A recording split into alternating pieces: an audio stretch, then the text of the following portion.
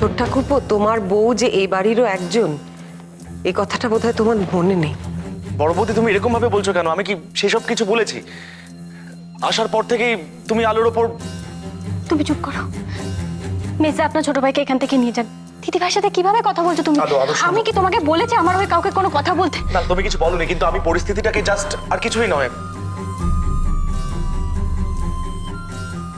Sourav, Sourav please তুই ঘরে যা, এই সমস্ত কথা পরে হবে, এখন যা প্লিজ।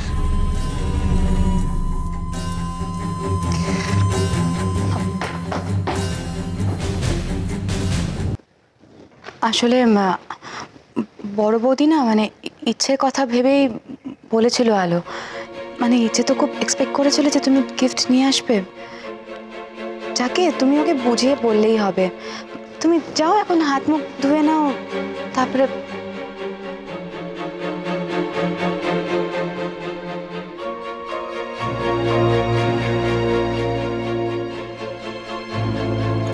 দিদিভাই, দিদিভাই আমাকে ক্ষমা করে দাও।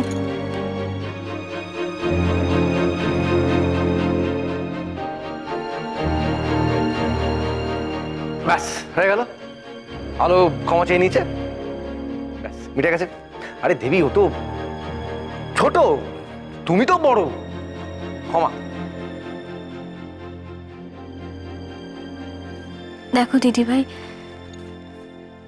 বিয়ের পর তুমি কিন্তু একদিন আমাকে জোর করে সৌরভের সঙ্গে পাঠিয়েছিলে। তখন বলেছিলে আমাকে যে তোমরা নিশ্চিন্তে যাও, বাড়িতে আমরা আছি। ইচ্ছেকে দেখাশোনা করার জন্য ওর বড় মা আছে, জ্যাঠাই আছে, বাড়ির বড়রা আছে। আমি কিন্তু সেই কথা ভেবে নিশ্চিন্ত হয়ে বাড়ির বাইরে যেতে পেরেছিলাম। ও দিদিভাই, আমি মন থেকে বলছি, আমাকে ক্ষমা করে দাও না। দেখো, আমরা অন্যায় করেছি, সত্যি অন্যায় করেছি, এবার ক্ষমা করে দাও।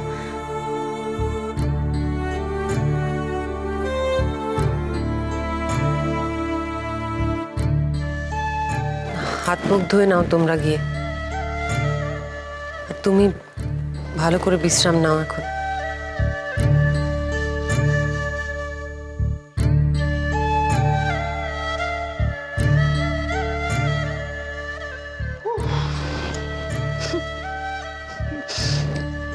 আলো,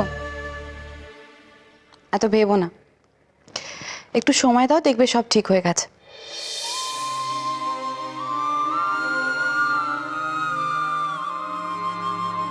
তুমি এখন যাও, গিয়ে আগে ইচ্ছেকে দেখো, বুঝলে? যাও।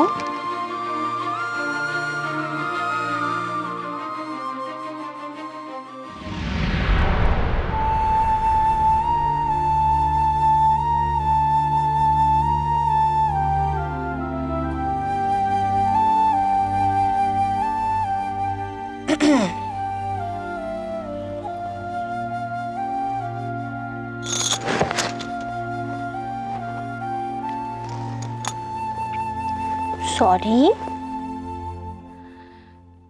Sorry sorry sorry. তোমাকে কি ম্যাম পানিশমেন্ট দিয়েছে? ইচ্ছে ম্যাম পানিশমেন্ট দিয়েছে তো, চুপ করে বসে আছে, একটা কথাও বলছে না আমার সাথে। আচ্ছা ঠিক আছে, পানিশমেন্ট ওভার, এবার কান ছাড়। থ্যাংক ইউ ইচ্ছে ম্যাডাম। শোনা মেয়ে আমার। হ্যালো, আমার তোমার সঙ্গে কিছু ইম্পর্টেন্ট কথা আছে। ইচ্ছে, তুমি তো গুড গার্ল, তুমি একটু অর্ক দাদার সঙ্গে খেলবে এখন। মায়ের সঙ্গে তো আমার বড়দের কথা আছে, তাই। আচ্ছা ঠিক আছে মা, তুমি কিন্তু বেশিক্ষণ বাপের সাথে বড়দের কথা বলবে না, তাহলে কিন্তু আমি আবার রেগে যাব। না না, একদম না, একদম বেশি বড়দের কথা বলবো না। তুমি যাও এখন।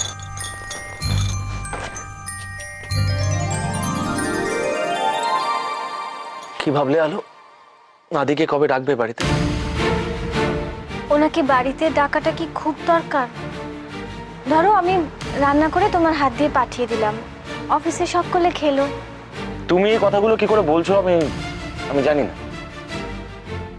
তখন গাড়িতে ওরকম একটা কাণ্ড ঘটালে তুমি, তারপর ওনাকে নেমন্তন্ন করলে। উনি তো বুঝতেই পারলেন যে তুমি মন থেকে ওনাকে ডাকছো না, তারপরেও ওনাকে বাড়িতে আসতে বলবে না তো?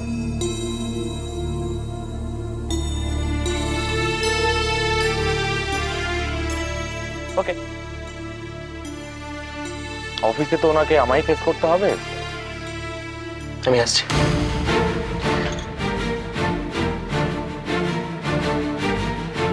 কেন যে ভদ্রলোক বাড়িতে আসার জন্য এত ব্যস্ত হয়ে গেছেন কি জানে।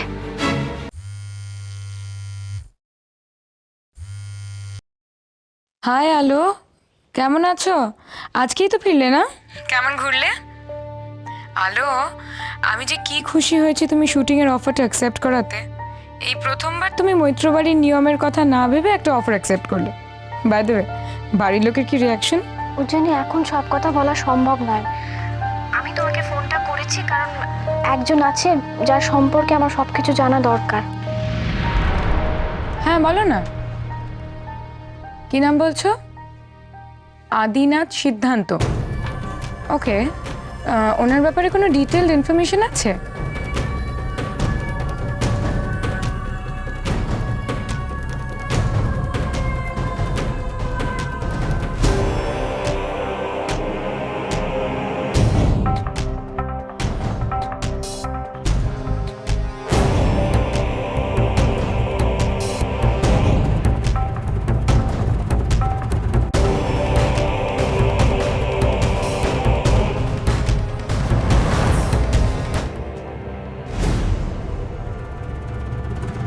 আলো, বন্ধুর সাথে কথা হলে এবার নিচে যাই। দেখলি তো বড় বৌদির মেজাজ খারাপ, কেন যে আবার ফোন করতে গেলি কে জান। আমি আসছি মিসদাম উজ্জয়িনী, আমি ফোনটা ছাড়ছি। হ্যাঁ, রাখতে তো হবে, তোমার গুরুদেবের অর্ডার এসছে। আমি বুঝতে পারি না আলো, কেন মৈত্রবাড়ির লোকেরা তোমার লাইফটা কন্ট্রোল করবে। না হলে তো তোমার বাড়ির লক্ষ্মীর ইমেজটাই চলে যাবে। Anyway, bye. অ্যামেজিং।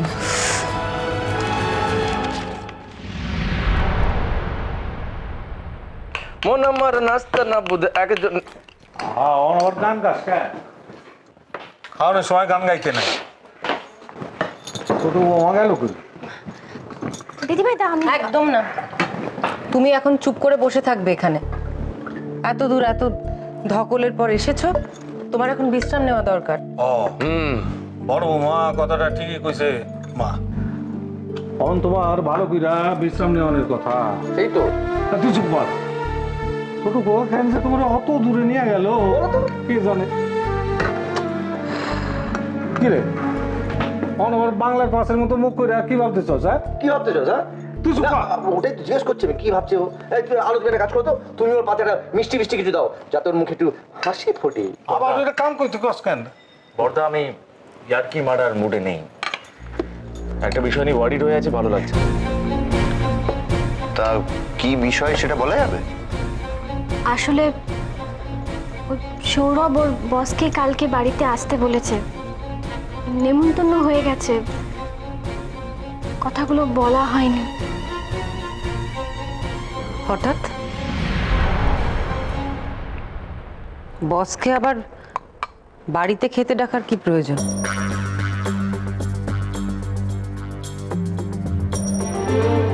কই আগে তো কখনো এরকম হয়নি। আর অফিসের লোকেরা অফিসেই ভালো, বাড়িতে নেমন্তন্ন করার কি দরকার? মেজ ঠাকুরপো, থালাটা দাও। আমি তো ওকে সেই কথাটাই বলছিলাম, কিন্তু তবুও আমি ওনাকে এই বাড়িতে রাখতে চাই।